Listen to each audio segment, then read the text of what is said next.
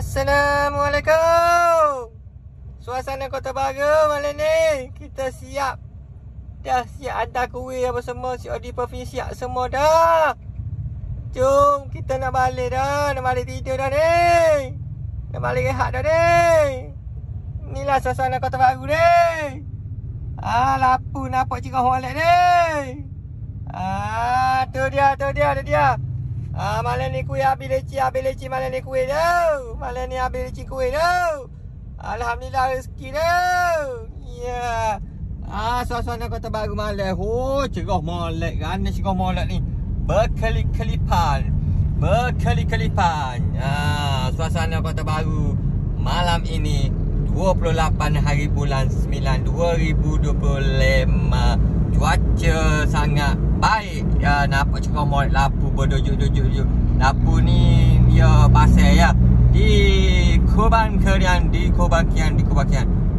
Cerah molek lapu. Tu dia.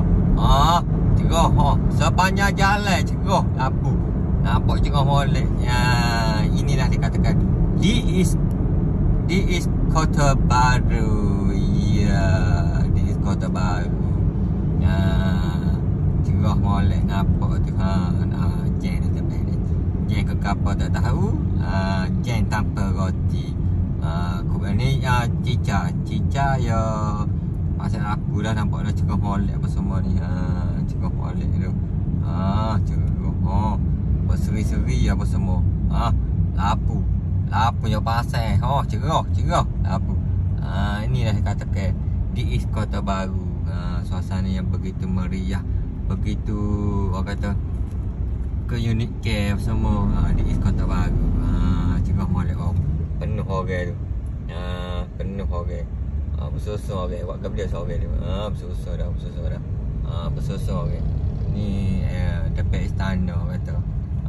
Dekat istana bersusur kata mungkin nak tengok lampu kot. Alhamdulillah. Malam ni kita boleh tengok suasana lampu depan istana. Depan istana ni kita nampak meriahnya depan istana malam ni. Pesta lampu. Kata lampu dia berkelip-kelip. Cuaca yang malam ni cuaca redup sikit. Tengok suasana. Ramai orang malam ni. Berhadapan depan istana dah. Berhadapan istana. Dia pasal lampu semua. Nampak. Meriah molek malam ni. Berkelip-kelip lampu. Berkelip-kelip lampu. Tu dia.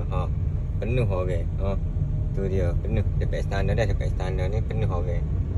Depan istana Cica. Penuh orang bakal tengok lampu.